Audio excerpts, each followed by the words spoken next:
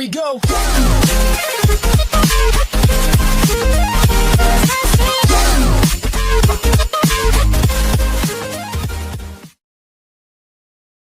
Hello friends, welcome to the IAS revision lecture. I welcome all of you. स्वागत है आप सभी का. आप भी हम लोग पढ़ने वाले हैं इकोनॉमिक्स 10 चैप्टर. फटाफट 10 चैप्टर हम लोग पढ़ेंगे और रिवीजन देखेंगे क्या है. और मेरे जो स्टूडेंट्स है जिसने ऑलरेडी मेरे से इकोनॉमिक्स सीखा है उन लोग अपना ये वीडियो देखने के टाइम पे नोटबुक, अपना जो नोट्स है क्लास का नोटबुक वो ओपन रखेंगे. ठीक है, तो इको में हम लोग को 10 चैप्टर है. पहले चैप्टर का नाम है introduction to micro and macro economics. बराबर है. चलो बहुत बढ़िया.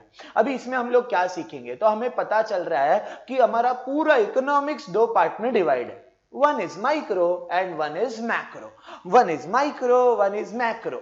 Micro क्या होता है? Small, macro, large. बराबर है. हम डिस्टिंग्विश डिस्कस करेंगे ना तो फीचर्स ऑटोमेटिक डिस्कस हो जाएगा. बराबर है. तो ये चीज याद रखने का है. तो micro, the word micro derive from the Greek word mikros, MIKROS, and the word macro derived from Greek word macros.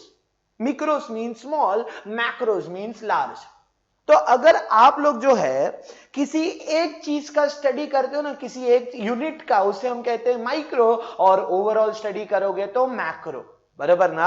अच्छा फिर याद करो इक्विलिब्रियम. माइक्रो कौन सा इक्विलिब्रियम? पार्शियल इक्विलिब्रियम, पार्ट्स में स्टडी करता है. मैक्रो कौन सा इक्विलिब्रियम? जनरल इक्विलिब्रियम, क्योंकि ओवरऑल स्टडी करता है. अच्छा फिर याद करो मेथड. माइक्रो कौन सा method? Slicing method, and macro lumping method. बराबर ना. ये 3 पॉइंट हो गया. फिर micro economics is the study of individual economic unit. Macro economics is the study of aggregate economy. हो गया 4 पॉइंट डिस्टिंग्विश खत्म.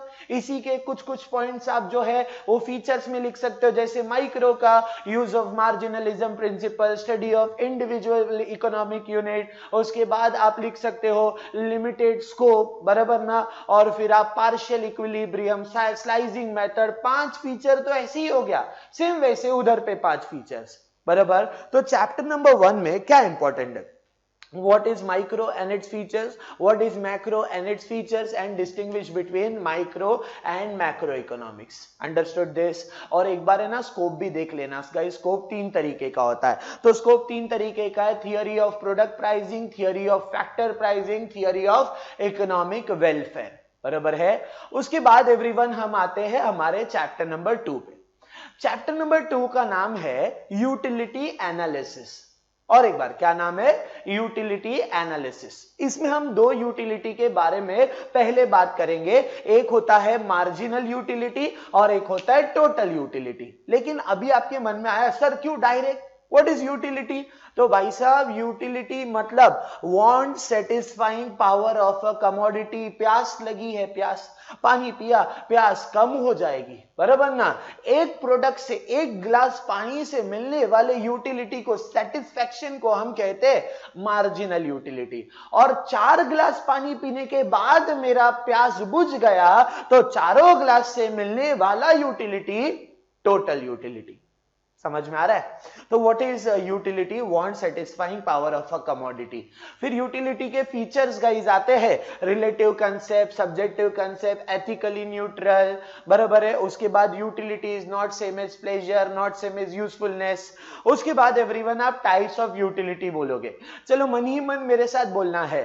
Time utility, place utility, form utility, knowledge utility, service utility, position utility. अच्छा मुझे एक बात बताओ, umbrella has dash utility. Umbrella has time utility. Why?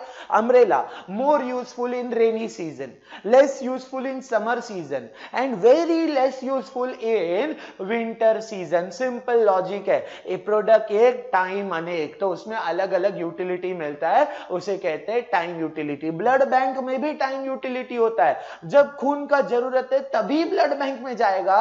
ऐसा guys कभी भी जाके ऐसा 4-5 बाटली लेके फ्रिज में स्टोर करने वाला नहीं है. ओके, मैंने मैंने क्ले में से टॉय बनाया, डोसे का आटा में से डोसा बनाया एवरीवन, बराबर है। इसे हम कहते हैं फॉर्म यूटिलिटी। जब फॉर्म चेंज करता है ज्यादा यूटिलिटी मिलता है। अच्छा, woollen cloth has place utility. Why? Woollen cloths is more useful in guys Himachal Pradesh, Shimla, Manali, but less useful in Mumbai, but आजकल ज्यादा यूजफुल है। ओके, तो it is called place utility. Teacher to student, doctor to patient, lawyer to client is an example of service utility. Now mobile phone, इसके बारे में आपको ज्यादा मालूम, कैसे म्यूट करते हैं, कैसे अनम्यूट करते हैं, कौन सा लिंक से किधर जाते हैं गाइस, बराबर है। लेकिन आपका दादा दादी गाइस, आपका माँ बाप, इनको ये सब नहीं मालूम है, because mobile phone gives more utility to that person who already knows the various function of mobile, बराबर ना, ये चीज है। तो इसे कहते हैं नॉलेज यूटिलिटी। और फिर पोजीशन यूटिलिटी, दुकान में जाके सामान खरीदा, पैसा दिया, पहले सामान का मालिक दुकान वाला था, पैसा देने के बाद ओनरशिप चेंज हो गया from one person to another, position utility. जैसे एग्जांपल, शादी, किसी लड़की का शादी होता है, वो हस्बैंड के घर पे आती है, पहले उसके नाम के आगे उसके पापा का नाम लग रहा था, शादी के बाद उसके हस्बैंड का नाम लग रहा है। Transfer of ownership from one person to another, position utility, बराबर ना। चलो बहुत बढ़िया। अभी मुझे एक बात बताओ, द लॉ ऑफ DMU, इसका फुल फॉर्म होता है डिमिनिशिंग मार्जिनल यूटिलिटी, बराबर ना। इसमें याद रखने का, ये लॉ को सबसे पहला एक्सप्लेन करने वाला एक बंदा जिसका नाम मिस्टर गोसेन, बराबर है, and further explain by professor Alfred martial. वो अल्फ्रेड मार्शल आता है, बोलता है ए गोसेन साइड हो जा, तू ना घान किया रे लॉ में, मैं बोलता है मैं। उसके बाद के सारे लॉ एवरीवन अल्फ्रेड मार्शल ने एक्सप्लेन किए। पूरा माइक्रो इकोनॉमिक्स भरा पड़ा अल्फ्रेड मार्शल से। जिस दिन मिल गया ना अल्फ्रेड मार्शल, मां कसम बोलता हूं, रोड पे अगर उसका हम शक्ल भी दिखा ना, पहला तो उसको इधर बुलाने का साइड में, बस फिर आप समझ जाओ आगे क्या करना है। अच्छा एवरीवन, तो guys the law of DMU was first proposed by mister Gaussian, further explained by professor Alfred martial in his famous book principles of economics, publish in the year 1890। ये लॉ आना चाहिए याद। ये लॉ का एक rule है everyone, statement क्या बोलता है कि जैसे जैसे आप पानी का ग्लास पीते जाओगे एवरीवन, एक ग्लास पिया, 2 ग्लास पिया, 3 ग्लास पिया, तो धीरे धीरे आपका सेटिस्फैक्शन लेवल आता जाएगा, आपका मार्जिनल यूटिलिटी कम होता जाएगा। गाइस, कमोडिटी बढ़ेगा, MU कम होगा। क्यों? क्योंकि जैसे खाना खाते भूख कम होती है, पानी पिएंगे प्यास कम होगी। तो everyone, what is the statement of DMU?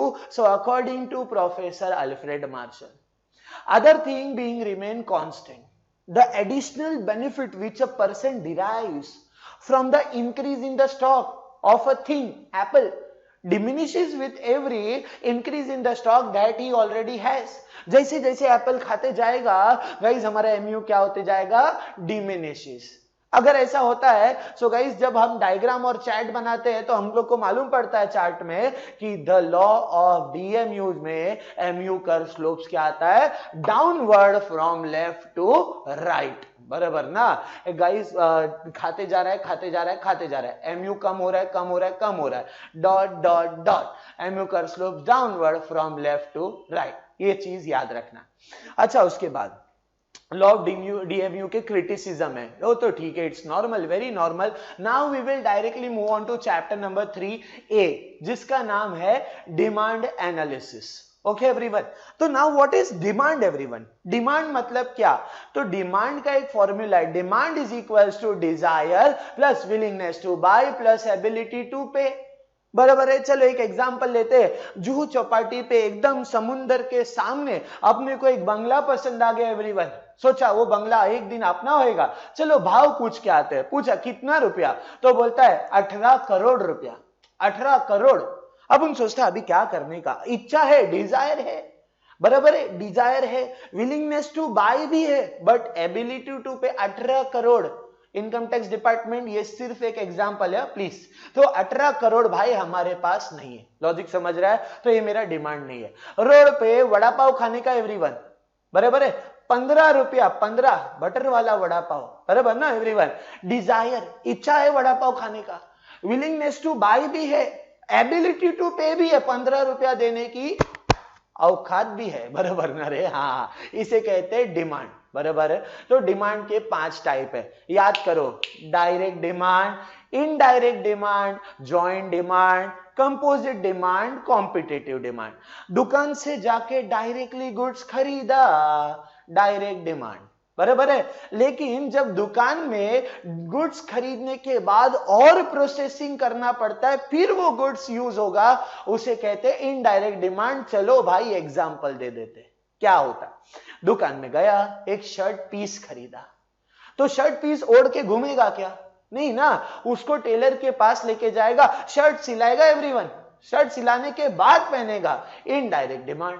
दुकान में गया, मिल्क खरीदा, तो गाइस मिल्क में से चाय बनाया, प्रोसेस करना पड़ा, it is called indirect demand. Joint demand क्या होता है? मेरे हाथ में मार्कर है, इस मार्कर में अगर इंक नहीं है तो भाई ये मार्कर अधूरा है।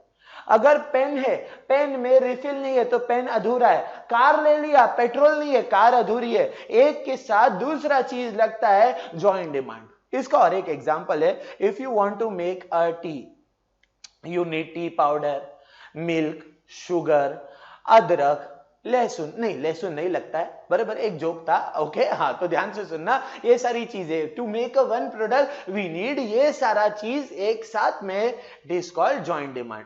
What is composite demand? Product एक, यूसेज अनेक। मिल्क, क्या क्या चीजें नहीं बनती मिल्क से, बोलो, है कि नहीं रे? दूध, दही, लस्सी, छाछ, चीज, बटर, जाने दो, भूख लग रहा है। तो मिल्क का प्रोडक्ट एक, यूसेज अनेक, इट इज कंपोजिट डिमांड। और व्हाट इज कॉम्पिटिटिव डिमांड? अगर मुझे बूस्ट नहीं मिला तो मैं हॉर्लिक्स चला लूंगा, और हॉर्लिक्स नहीं मिला तो मुझे बॉर्नवीटा चल जाएगा, क्योंकि तुम्हें पता है मां कहती है हॉर्लिक्स पीने से शक्ति मिलती है। हाँ, रोहित मेहरा आ गया आंग में, ठीक है एवरीवन। तो लॉजिक याद रखना, इसे कहते हैं competitive demand. Pepsi, Coca Cola, Thums Up, competitive. Maaza and Slice, competitive, बराबर ना? Boost, Horlicks, competitive. Red Bull, Rio, competitive. McDonald, Burger King, competitive, बराबर है। वाइफ नहीं, वाइफ का कोई कंपटीशन होता नहीं है। चलो बहुत बढ़िया, वेरी नाइस। तो आपको ये समझ में आ रहा है? अच्छा, अब सुनना, basically there are two concept of demand, one is individual demand, one is market demand. Demand by a single consumer is called individual demand. Demand by all consumer is called market demand. बराबर है।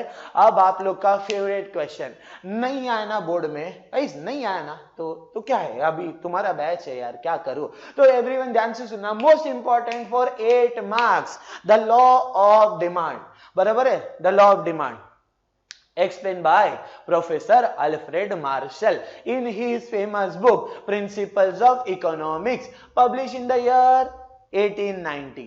क्या बात है। अच्छा, ये law में दो लोग के रिश्ते की बारे में बात किया है, one is price and one is demand, बराबर ना? तो इसका एक स्टेटमेंट है, इसका एक रूल है। क्या रूल है पता है? जब प्राइस बढ़ेगा तो डिमांड कम हो जाएगा, और जब प्राइस कम हो जाएगा तो डिमांड बढ़ जाएगा। ऐसे रिलेशन को हम कहते हैं इनवर्स रिलेशनशिप। इनवर्स, जब एक एरो ऊपर, एक एरो नीचे, एक एरो नीचे, एक एरो ऊपर, उसे इनवर्स रिलेशन कहा जाता है। तो भाई साहब, इसका स्टेटमेंट क्या है? According to Professor Alfred Marshall, other thing being remain constant या equal, higher the price of a commodity, smaller the quantity demanded, and lower the price of a commodity, larger the quantity demanded, बराबर है? Higher, smaller, lower, larger, therefore price और demand के बीच में कौन सा relation? Inverse relationship between price and quantity demanded। Understood? समझ में आ रहा है? हाँ कि हाँ? बहुत बढ़िया। हाँ, ना का ऑप्शन नहीं है। ओके एवरीवन, अगर ऐसा होता है तो जैसे जैसे प्राइस कम होता है डिमांड बढ़ता है। तो जब मैंने आपको डायग्राम सिखाया था तो मालूम था कि demand curve slopes downward from left to right. बहुत बढ़िया एवरीवन, वेरी नाइस। अभी अजम्पशंस, एक्सेप्शन, उसमें बहुत सारी चीजें रिमेन्स द सेम, बराबर है? ये अजम्पशन है। एक्सेप्शन में भी बहुत सारा चीजें, गिफिन पैराडॉक्स है, उसके बाद हम लोग बोल सकते हैं प्रेस्टीज गुड्स है, हैबिचुअल गुड्स है, कुछ भी हो सकता है। बराबर ना, ये सारी चीजें। फिर माय डियर स्टूडेंट्स आप चैप्टर 3A में और जो है चेंज इन डिमांड और वेरिएशन इन डिमांड एक बार पढ़ लेना। वेरिएशन इन डिमांड में एक्सपांशन कॉन्ट्रैक्शन, प्राइस की वजह से बढ़ रहा है, इधर प्राइस की वजह से कम हो रहा है, बराबर है। और चेंज इन डिमांड में बिना प्राइस चेंज किए गाइस फिर भी डिमांड बढ़ रहा है और कम हो रहा है, तो increase in demand decrease in demand, बराबर है। चैप्टर 3 में इतना ही याद रखना है। Now we will move on to chapter 3B। Chapter 3B का नाम है इलास्टिसिटी ऑफ डिमांड। सर आपने ऐसा क्यों किया?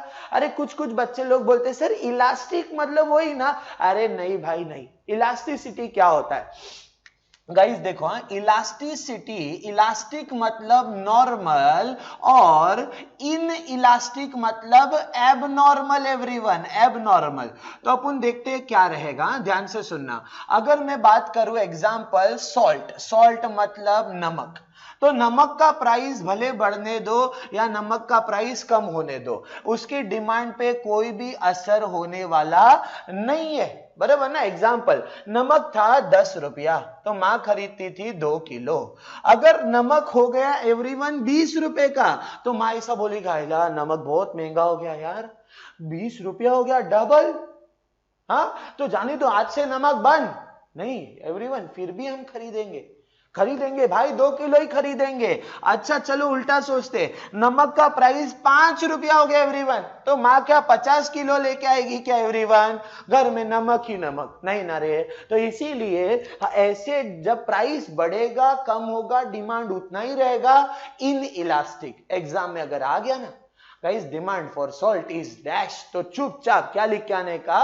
इन इलास्टिक लिख के आने का, बराबर ना एवरीवन, याद रखो।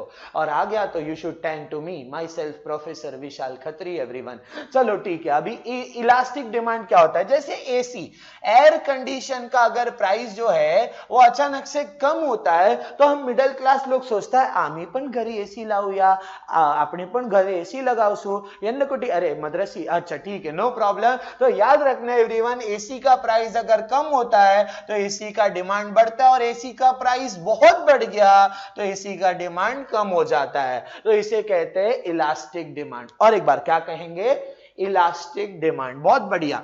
अभी सुनो, टाइप्स ऑफ इलास्टिसिटी पे आते हैं। इलास्टिसिटी का 3 टाइप है, price elasticity, income elasticity, cross elasticity. What is price elasticity? Guys, price elasticity of demand में चेंजेस हो रहा है प्राइस में, जिसकी वजह से डिमांड चेंज हो रहा है। तो इसका एक फॉर्मूला था, proportionate change in quantity demanded upon proportionate change in price, बराबर है।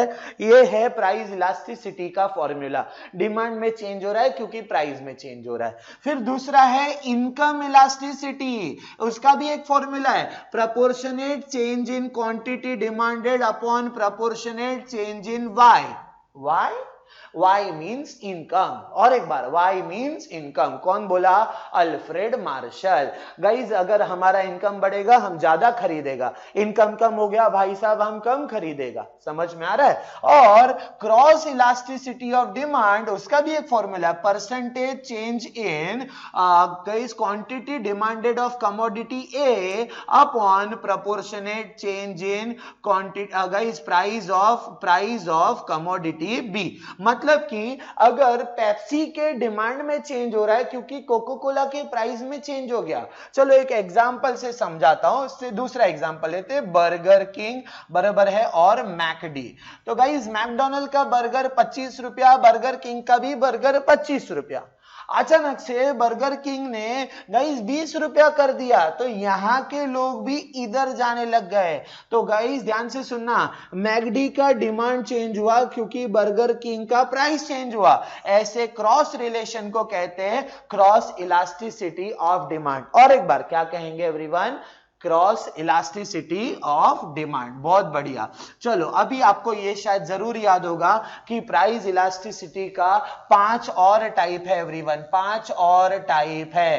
पहला perfectly elastic demand, perfectly in elastic demand, unitary elastic demand, relatively elastic demand and relatively in elastic demand. Most important 8 mark, इज्जत का सवाल है। Perfectly elastic, inelastic, unitary, relatively और relatively inelastic. जो मेरे स्टूडेंट है जिसने ऑलरेडी अटेंड किया उनको मालूम है परफेक्टली इलास्टिक डिमांड में ED is equals to infinite, बराबर ना, इनफाइनाइट। इसमें ईडी इज इक्वल्स टू 0, इसमें ED is equals to 1। Guys इसमें ईडी इज ग्रेटर देन 1 और इसमें ईडी इज लेस देन 1, बराबर है, ये चीज है। अच्छा, इसका कर का नाम था पैरेलल टू एक्स एक्सिस, इसका कर है पैरेलल टू वाई एक्सिस, इसका कर है रेक्टेंगुलर हाइपरबोला, इसका कर आता है गाइस फ्लैटर और इसका कर आता है स्टीपर, बराबर है। ये 5 कर, 5 डायग्राम मोस्ट इंपॉर्टेंट याद रखने का, बराबर ना। ये था हमारा चैप्टर नंबर 3B। अभी हम बात करेंगे चैप्टर नंबर 4 का। चैप्टर 3B में गाइस वो methods of measuring price elasticity है। आई रिक्वेस्ट एवरीवन की जो भी लोग एग्जाम में जा रहा है एक बार उसमें ऊपर से जरूर नजर मार देना, क्या पता आ जाए कभी, बराबर ना। Chapter 4 supply analysis. ये क्या होता है? सप्लाई क्या है? देखो, सप्लाई तब होगा जब हमारे पास स्टॉक होगा। तो गाइस स्टॉक और सप्लाई दोनों में फर्क है। स्टॉक गोडाउन में रखा होता है, सप्लाई करने दुकान में रखा होता है।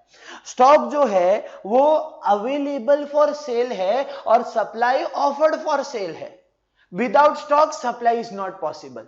स्टॉक है तो ही सप्लाई है। Guys stock can exceed supply but supply can not exceed stock. दुकान में 100 टीवी है, 40 टीवी का ऑर्डर आया, दे सकता है। दुकान में 100 टीवी है, 200 टीवी का ऑर्डर आया, तुरंत नहीं दे सकता है। समझ में आ रहा है? स्टॉक 2 टाइप का होता है, पेरिशेबल, ड्यूरेबल। जो जल्दी खराब होता है वो पेरिशेबल, और जो लंबा चलता है भाई साहब वो है ड्यूरेबल। ये बेंचेस वगैरह जो होता है ये ड्यूरेबल होता है। फ्लावर, मिठाई, उसके बाद बोलो ना फिश, वेजिटेबल्स, फ्रूट्स, बराबर ना, ये सारी चीजें पेरिशेबल होती है, बराबर है। अच्छा, फिर अगर आपको डिमांड आता है तो उसका अपोजिट सप्लाई भी आएगा। एक जन खरीदता है इंडिविजुअल डिमांड, तो एक जन बेचता है तो इंडिविजुअल सप्लाई। सब जन खरीदते हैं तो मार्केट डिमांड, सब जन बेचते हैं तो मार्केट सप्लाई। इस चैप्टर में यू आर नॉट बायर। इस चैप्टर में, चैप्टर 4 में यू आर, बोलो कौन? You are seller, you are supplier, बराबर ना। Supply by single seller, individual supply. Supply by market seller, guys market supply, मतलब ऑल सेलर, बराबर है। तो ये चैप्टर का एक रूल है कि जब प्राइस बढ़ता है तो दुकानदार बोलता है चलो मैं ज्यादा बेचूंगा, और जब प्राइस कम होता है तो दुकानदार सोचता है मैं कम बेचूंगा, बराबर है। ये दोनों एरो ऊपर, दोनों एरो नीचे, ऐसे रिश्ते को हम कहते हैं डायरेक्ट रिलेशनशिप। और एक बार क्या आएगा एवरीवन? डायरेक्ट रिलेशनशिप, बराबर ना। तो अभी सुनो, लॉ ऑफ सप्लाई का क्या रूल है। लॉ ऑफ सप्लाई का introduction. The law of supply explain by Professor Alfred Marshall in his famous book Principles of Economics published in the year 1890, बराबर है। ये लॉ में एक्सप्लेन किया गया है प्राइस और सप्लाई के बीच का रिश्ता। गाइस प्राइस बढ़ेगा, सप्लाई बढ़ेगा, प्राइस कम हो जाएगा, सप्लाई कम हो जाएगा, डायरेक्ट रिलेशन। इंग्लिश में price of a commodity increases, supply also increases, and price of a commodity decreases, supply also decreases. आपके लॉ में ऐसा लिखा है, higher the price of a commodity, more the quantity supply, and lower the price of a commodity, less the quantity supply. Therefore there is a direct relationship between price and quantity supply. और अगर ऐसा ही करोगे तो guys supply कर जो है, ऐसा करने पे आपका सप्लाई कर स्लोप्स होगा upward, from left to right. इसे एसएस कर कहते हैं। फ्रॉम लेफ्ट टू राइट जो है ये जाता है। Understood everyone? यस। फिर उसके अजम्पशन है और एक्सेप्शन है। एक्सेप्शन में एक पॉइंट याद रखना, लेबर सप्लाई, उसमें एक ऑब्जेक्टिव आता है कि लेबर सप्लाई कर कैसा होता है, तो लिखने का बैकवर्ड बेंडिंग सप्लाई कर। इस चैप्टर 4 में आप देख सकते हो, बराबर है। फिर same guys expansion in supply, contraction in supply, बराबर है। चेंज इन सप्लाई, उसमें आएगा इंक्रीज एंड डिक्रीज, और वो था वेरिएशन, डिमांड के जैसा ही है, बराबर है। फिर छोटे छोटे कंसेप्ट है, marginal revenue, total revenue, average revenue. वो एक बार एग्जाम में जाने से पहले ना एक बार हल्का हल्का से देख जाने का, क्या पता 2 मार्क के लिए आ गया तो, बराबर है। चलो चैप्टर 5 पे आते हैं। Chapter 5 forms of market. इस चैप्टर में हम 4 मार्केट के बारे में पढ़ने वाले हैं। पहला परफेक्ट कंपटीशन, दूसरा मोनोपोली, बराबर है, तीसरा जो है ओलिगोपोली, और चौथा मोनोपोलिस्टिक कंपटीशन, मोनोपोलिस्टिक कंपटीशन, बराबर ना। अच्छा, अभी आप बोलोगे सर आपने ऊपर कंपटीशन नहीं लिखा। हाँ भाई लिख रहा है, भाई साहब लिख रहा है। तो ये देखो ये 4 मार्केट है, बराबर है। तो अपन अभी ये 4 को डिस्कस करेंगे। What is perfect competition? It is a market where there are large number of buyer, large number of seller, selling कौन सा प्रोडक्ट? Homogeneous product. और एक बार कौन सा प्रोडक्ट? होमोजीनियस, मतलब तू आलू बेच रहा है, मैं भी आलू बेच रहा है, पूरा मार्केट में आलू बिक रहा है। तेरा आलू इतना साइज का है, मेरा भी आलू इतना साइज का है, पूरे मार्केट का आलू इतना साइज का है, बराबर ना। इसका मतलब same product same to same, but this is imaginary market guys, real में ऐसा होता नहीं है। और in this market the seller is price taker, बराबर है। ये भी याद रखना, फ्री एंट्री एंड एग्जिट है, कभी भी आओ बिजनेस करो, चल रहा है कमाओ, नहीं चल रहा है बंद करके चले जाओ। दूसरा मोनोपोली, मोनोपोली, इसमें ये जो वर्ड है द वर्ड मोनो, इसका मतलब होता है सिंगल। आप लोग भी कौन है? नहीं ना, हाँ चलो। द वर्ड मोनो मतलब सिंगल, और पोली का मतलब होता है सेलर। तो मोनोपोली मतलब सिंगल सेलर, यानी पूरा मार्केट में एक ही सेलर, बराबर है। आपको एक एग्जांपल देता हूं, पूरा इंडिया में जो ट्रेन चलाता है वो कोई प्राइवेट सेक्टर नहीं बल्कि सरकार है, इंडियन रेलवे। इंडियन रेलवे का मोनोपोली है गाइस ट्रेन के, उसमें लॉजिक समझ में आ रहा है। तो इसका मतलब ये सिंगल सेलर है। Barriers to entry in this market, अगर ट्रेन वाला सरकार प्राइस 5 से 6 कर देता है, 8 कर देता है, फिर भी लोग ट्रेन में जाएंगे, बराबर है। इसीलिए ये होता है प्राइस मेकर, बराबर है। Barriers to entry, no close substitute, यही मिलेगा, चाहिए तो लो, नहीं चाहिए तो GTH, गो टू हेल।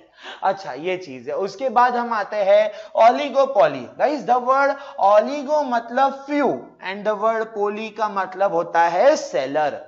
तो ओलिगोपोली मतलब फ्यू सेलर, और एक बार ओलिगोपोली मतलब फ्यू सेलर। तो in this market guys there are few seller selling both homogeneous heterogeneous product, but standardise होता है, बराबर है। जैसे cement company, Ambuja cement, UltraTech cement. Mobile SIM card provider company कौन कौन है? तो गाइस कौन कौन है? हाँ भाई, Jio, VI, Vodafone Idea and Airtel. Standardise product, बराबर है। And monopolistic, realistic market, it is a market where there are large number of buyer and seller selling heterogeneous product. ये सच में ऐसा मार्केट होता है, बराबर है। ये था हमारा चैप्टर नंबर जो है 5। चैप्टर 6 इंडेक्स नंबर है गाइस, मैथ्स के जैसा है सेम। चैप्टर 7 पे आते हैं।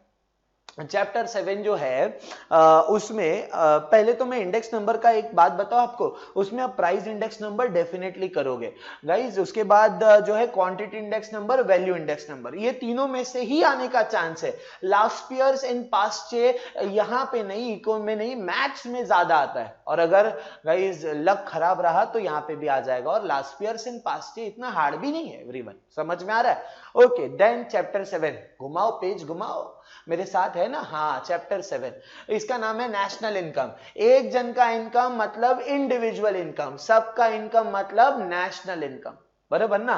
ये चैप्टर में मुझे एक बात बताओ, नेशनल इनकम वर्ड जो है वो माइक्रो इकोनॉमिक्स है कि मैक्रो इकोनॉमिक्स है? मैक्रो इकोनॉमिक्स है, बहुत बढ़िया, बराबर है। क्यों? नेशनल मतलब सबका, एक जन का बात माइक्रो, सबका बात मैक्रो, बराबर ना। अच्छा उसके बाद ध्यान से सुनना, नेशनल इनकम साल में काउंट होता है गाइस, फाइनेंशियल ईयर में 1 अप्रैल से लेके 31 March. It is a flow concept. GDP gross domestic product, NDP net domestic product, GNP gross national product, NNP net national product. Formula भी याद करो, C+I+G, GDP का फॉर्मूला है, plus X minus M, consumption expenditure, investment expenditure, government expenditure, export minus import, बराबर है, ये चीज है। और जब इसी में से डेप्रिसिएशन लेस होता है तो हमको NDP मिलता है, बराबर है। और what is GNP gross national product? C+I+G plus X minus M plus R minus P, receipt minus payment, और इसी में से डेप्रिसिएशन लेस होगा तो हमें एनएनपी मिलेगा, नेट नेशनल प्रोडक्ट। उसके बाद गाइस ये चैप्टर का मोस्ट इंपॉर्टेंट क्वेश्चन है difficulties in measurement of national income. तो उसमें दो डिफिकल्टी है, एक थेरोटिकल डिफिकल्टी और एक प्रैक्टिकल डिफिकल्टी। बराबर है, थेरोटिकल मतलब सोचने के लिए, प्रैक्टिकल मतलब जब सच में नेशनल इनकम काउंट करने गया तो कौन सा डिफिकल्टीज आया। थेरोटिकल में वही ट्रांसफर इनकम है, फिर उसके बाद ढेर सारे उसमें पॉइंट्स है। प्रैक्टिकल डिफिकल्टी में गाइस डबल काउंटिंग का प्रॉब्लम हो जाता है। बराबर है, ये सारे डिफिकल्टीज आपको पढ़ के जाना है और मैंने सिखाया भी है। उसके बाद गाइस आप लोग methods of measuring national income पे आओगे। तीन मेथड है गाइस, सबसे पहला output method, income method, expenditure method. कैसे याद रखने का, बेचा आउटपुट, पैसा आया इनकम, खर्चा हुआ एक्सपेंस, बेचा आया खर्चा हुआ आउटपुट, इनकम, एक्सपेंसेस मेथड। बराबर है, 8 मार्क के लिए आता है गाइस ये दो क्वेश्चन कंपलसरी करके जाना। बराबर है, और इसके प्रिकॉशंस भी दो दो तीन तीन लिखने के, ज्यादा नहीं, बहुत ज्यादा मत लिखो। 8 मार्क के लिए एक स्टूडेंट ने 8 पेज लिख दिया गाइस, आधा घंटा वेस्ट नहीं यार, not required. 3 page, 3.5 pages more than enough. बराबर है। चैप्टर 8 पब्लिक फाइनेंस, इसमें दो वर्ड है, public collective of people, finance पैसा। बराबर है, तो पब्लिक फाइनेंस मतलब हमारे देश के रिलेटेड ये चैप्टर है एवरीवन। इसमें हम लोग ये सारी चीजें सीखने वाले कि व्हाई पब्लिक एक्सपेंडिचर इंक्रीज हो रहा है। तो everyone, reason for increase in the public expenditure, तो आपको मालूम है एवरीवन कि growing urbanisation, increase in population. बराबर है, रोड बन रहे, रेल ब्रिजेस बन रहे, मेट्रो, मोनो, पाइपलाइन, गैस का लाइन ऊपर से खोद रहा है, जमीन के अंदर से खोद रहा है, हर जगह से जो है गाइस, तो खर्चा क्या हो रहा है, बढ़ रहा है, अर्बनाइजेशन। याद रखना। बराबर है, इसके बाद इसमें आप डेट भी पढ़ने वाले हो, public debt, internal debt, external debt. अगर इंडिया का कंट्री इंडिया से ही बोरो करता है, हमारे लोगों से, बराबर है, कमर्शियल बैंक, आरबीआई, फलाना ढिमकाना, ये सारा जो डेट होता है इंटरनल डेट होता है। अगर इंडियन गवर्नमेंट कहीं बाहर से बोरो कर रहा है, इंडिया के बाहर से, वर्ल्ड बैंक, स्विस बैंक, बराबर है, फिर उसके किसी और पर्सन से जो इंडिया के बाहर है, तो वो एक्सटर्नल डेट है। इंटरनल डेट लेस कॉम्प्लेक्स है, एक्सटर्नल डेट मोर कॉम्प्लेक्स है। इंटरनल डेट में लेस पेपर वर्क है, एक्सटर्नल में मोर पेपर वर्क है। फिर guys public revenue, one is tax revenue, one is non tax revenue. सरकार ने हमको टैक्स चार्ज किया, वहां से आने वाला इनकम सरकार के लिए टैक्स रेवेन्यू। बिना टैक्स चार्ज किया आया इनकम नॉन टैक्स है। चलो मुझे बताओ, गिफ्ट, डोनेशन एंड ग्रांट्स कौन सा रेवेन्यू है? Yes, non tax. Income tax, GST वगैरह कौन सा रेवेन्यू है? Tax revenue. बहुत बढ़िया। Fines and penalties non tax revenue है। तो गाइस टाइप्स ऑफ टैक्सेस पे आते हैं। There are 2 types of tax, direct tax, indirect tax. अगर मैं इनकम टैक्स भर रहा हूं तो मेरा पैसा सरकार के पास गया, direct tax, property tax, wealth tax, direct tax. लेकिन एवरीवन, अगर आप दुकान से जाके कोई गुड्स लेके आए, उस पे चार्ज होता है GST, goods and service tax. बराबर है, तो आपने दुकान वाले को बिल के वैल्यू पे इंक्लूड किया हुआ जीएसटी आपने पे किया, फिर दुकान वाला पूरे साल भर का जीएसटी गवर्नमेंट को पे करता है, इनडायरेक्ट। और एक बार, इनडायरेक्ट टैक्स। समझ में आ रहा है? ये था chapter number 8 everyone. Chapter number 9 money market and capital market in India. इसमें आप क्या याद रखोगे? Money market, short term market, capital market, long term market. Money market less than 1 year, capital market more than 1, 2, 3, 4, 5 years. Money market bank से related होता है, capital market share से related होता है। बराबर है। Role of money market guys, बराबर है, फंक्शंस ऑफ मनी मार्केट, सारे जो चीजें याद रखनी है बैंक से related, saving account, current account, fix deposit, recurring deposit. फिर आरबीआई वाला भी तो टॉपिक है आप लोगों को, बराबर ना, रिजर्व बैंक ऑफ इंडिया, बराबर, established by Hilton young commission, याद करो, है कि नहीं रे? RBI act pass in the year 1 अप्रैल 19 जो है RBI established in the year 1 अप्रैल 1935 और RBI एक्ट पास हुआ था 1934 में। गाइस आरबीआई का हेड ऑफिस कोलकाता में था, फिर उसको मुंबई में मूव किया। 1935 में कोलकाता में चालू हुआ था, 37 में मुंबई में आ गया। ये सारी चीजें आप मनी मार्केट में पढ़ोगे, कैपिटल मार्केट शेयर से रिलेटेड होता है तो उसके बारे में पढ़ोगे। और खास बात क्या है पता है, आपका ये चैप्टर एसपी में भी है और इसके कुछ टॉपिक ओसीएम में भी है। कमाल की बात है ना एवरीवन, एक चैप्टर 3 अलग अलग सब्जेक्ट, बराबर है। अच्छा ठीक है, आगे आते हैं गाइस, चैप्टर नंबर 10, इसका नाम है फॉरेन ट्रेड इन इंडिया। बहुत इजी है, trade buying and selling of goods and services. Trade दो तरीके का होता है, होम ट्रेड, फॉरेन ट्रेड। घर के अंदर गुड्स बेचा खरीदा, होम ट्रेड। घर के बाहर बेचा, फॉरेन ट्रेड। जयपुर में गुड्स बनाया, गुजरात में बेचा, होम ट्रेड। गुजरात में बनाया, महाराष्ट्र में बेचा, होम ट्रेड। महाराष्ट्र में बनाया, नेपाल में बेचा, बराबर है, बाहर, ठीक है बराबर ना। महाराष्ट्र में बनाया, चाइना में बेचा, महाराष्ट्र में बनाया, गाइस अफगानिस्तान में बेचा, ऑस्ट्रेलिया में बेचा, फॉरेन ट्रेड। होम ट्रेड का दो और नाम है, internal trade and domestic trade. Foreign trade का दो और नाम है, एक्सटर्नल ट्रेड और इंटरनेशनल ट्रेड। फॉरेन ट्रेड तीन पार्ट में डिवाइड एवरीवन, 3 पार्ट में, इंपोर्ट, एक्सपोर्ट, इंटरपोर्ट। बाहर का कंट्री से जब हमारा इंडिया गुड्स खरीदता है, इंपोर्ट, हमारा बनाया हुआ गुड्स बाहर बिकेगा। एक्सपोर्ट, बाहर से गुड्स खरीदा, कुछ प्रोसेसिंग किया और बाहर कोई कंट्री में बेच दिया। इंटरपोर्ट, बराबर है, ये सारी चीजें। फिर रोल ऑफ फॉरेन ट्रेड करना है आपको कि फॉरेन ट्रेड हमारे कंट्री के लिए क्या बेनिफिशियल है। उसके बाद एवरीवन जो है आप नॉर्मल कंपोजिशन पढ़ोगे और बैलेंस ऑफ पेमेंट और बैलेंस ऑफ ट्रेड करोगे। इतनी चीजें होगी ना तो आपका पूरा 10 चैप्टर जो है खत्म। Balance of payment, export import करने का वैल्यू गाइस वो थोड़ा बैलेंस होना चाहिए, इंपोर्ट इतना भी ज्यादा नहीं होना चाहिए, बराबर है कि नहीं, और एक्सपोर्ट तो कंट्री के लिए बेटर ही है।